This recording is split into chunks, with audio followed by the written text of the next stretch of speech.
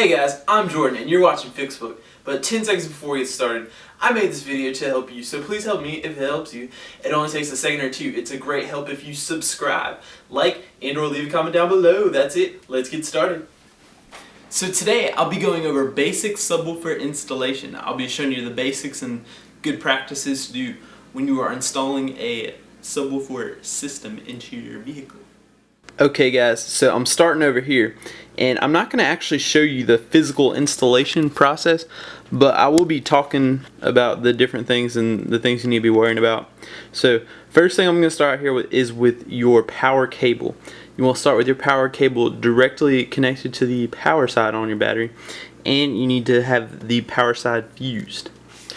Also, when you're picking out subs and amp and all that stuff, you're going to need to determine the correct resistance that is needed for your system there, and you're going to determine what gauge wire you need. And I have 4 gauge wire, for example, and also your negative cable will need to be the same gauge wire as your positive cable. If not, you're going to be messing stuff up and you're only going to get as much power as the negative cable will handle. So if you, for example, you put 4 gauge power cable here, and then you do just like speaker wire negative cable there, then your subs aren't going to put out that much, or they're not even going to work. So next thing we're going to talk about here is the entrance area from your power wire into the survival zone of the car, or the cabin area of the car.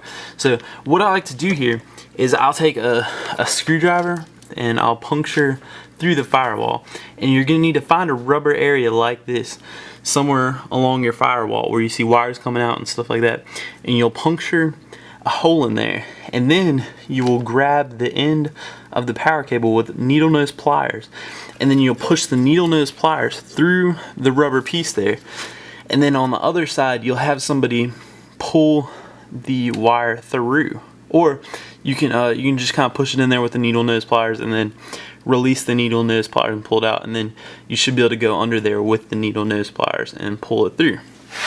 Next thing we'll be doing, once you've got your power wire pulled through, you're going to hide it somewhere alongside of the car. So for example, you'll go down there like on the side panel and go through. I have mine all hidden through there. Then we're going to look in the trunk. So my trunk is probably scary, so let's take a look here. Alright, yeah, it is a little scary. So next, what I did was I hooked up the amp to the back of my subs, but remember, you want it to be able to be cool and not too hot, so it's probably not an ideal place for my amp, but that's where I have it. And you can see over there that blue kind of wire.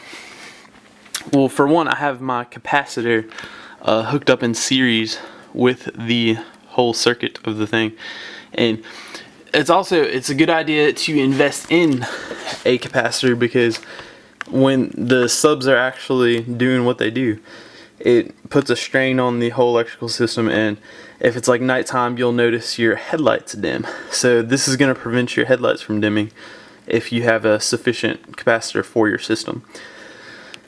And as you can see, the wires there are also 4 gauge, so I have the equal gauge wires on both sides. And then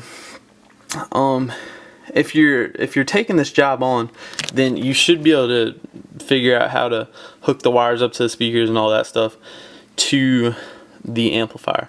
Next thing I want to say is install your subwoofers and box in such a way that they cannot be stolen easily. Myself and my group of high school friends, we pretty much all had the subwoofer set up, and I had a friend, he's pretty cool. He hooked up a mobile phone, and he wired the charger in the back of the thing there, so that when his car was on, the phone was charging, and it was attached to the subwoofer box. So if someone were to steal it, he could track the subwoofer box, which I thought was a pretty cool idea. So, but I didn't do that. I just took a funny size bolt here and bolt them down. I also have some funny size bolts inside, screwing down in. So if the thief were to start with these little mounting things here and then try and take it out, he may be discouraged and cannot continue, because he would have to have a very small socket here to remove these bolts. So that would deter a thief. So just make sure it's good if you use funny odd sizes. You can buy Torx, safety Torx bolts, and most people don't just carry those with them, so that'd be a good thing. And other than that, that's my basic overview. One day I will show you the physical process of it, but it's done on so many different cars, so it's going to be different for every car. That's why I haven't decided to just go ahead and show you how to do it on this car, because the amount of people trying to do it just on this one car is probably very small in comparison to the amount of people doing it on every car. So, well, that's a good basic overview, and that should help you get started in the right direction. And one more thing that's pretty important, I guess, is a CD deck. You want to have a good CD deck so your speakers actually sound well.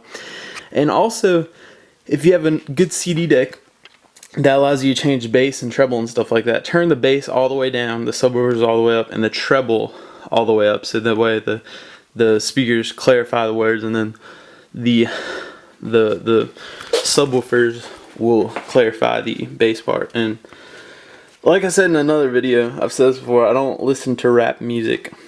I think I did when I was like 16, and I'm 22 now, so that was quite a long time ago. I've turned my life over to Jesus Christ, so I mainly listen to contemporary Christian and the old-timey Christian music, the hymns. So yeah, I can blast some hymns, some pretty cool songs there. So, well, that's it for today, guys, and I thank y'all for watching, and I will see you tomorrow. Well, guys, unfortunately that's all the time I have for today. I hope you guys enjoyed this video just as much as I did making it. And fortunately, you can catch me again right here on Fixbook tomorrow on my next video. Just don't forget to subscribe, like, and leave lots of comments down below. Well, thanks again, guys, for watching, and see you tomorrow right here on Fixbook.